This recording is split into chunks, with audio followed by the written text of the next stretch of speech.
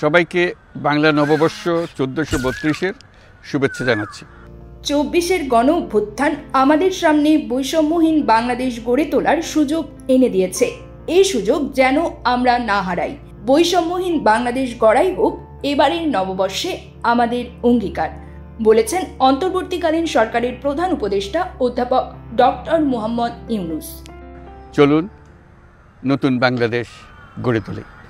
২৪-এর গণ অভ্যুত্থান আমাদের সামনে বৈষম্যহীন বাংলাদেশ গড়ে তোলার সুযোগ এনে দিয়েছে। এই সুযোগ যেন আমরা না হারাই। বাংলা নববর্ষ ১৪৩২ বা পহেলা বৈশাখ উপলক্ষে দেশবাসীর উদ্দেশ্যে দেয়া এক শুভেচ্ছা বার্তায় তিনি কথা বলেন।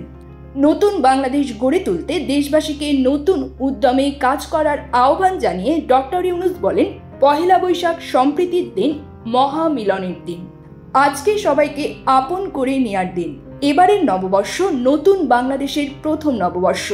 আসুন আমরা বিগত বছরগুলোর গ্লানি, দুঃখ, বেদনা, অসুন্দর ও অশুভকে ভুলে গিয়ে নতুন প্রত্যয়ে, নতুন উদ্যমে সামনের দিকে এগিয়ে চলি।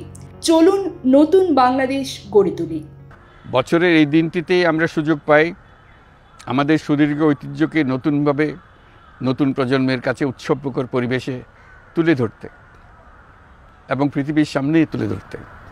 পাহাড় ও সমতলের বিভিন্ন জাতিগোষ্ঠীও চৈত্র সংক্রান্তি ও নববর্ষে এবার বড় পরিসরে উৎসব উদযাপন করছে। পহেলা বৈশাখ সম্প্রীতির দিন, মহামিলনের দিন, আজ সবাইকে আপন করে নেওয়ার দিন। এবারের নববর্ষ নতুন বাংলাদেশের প্রথম নববর্ষ। আসুন আমরা বিগত বছরগুলোর গ্লানি, দুঃখ, বেদনা, অসুন্দর ও অশুভকে ভুলে গিয়ে নতুন প্রত্যয়ে, নতুন উদ্যমে সামনের দিকে এগিয়ে চলি।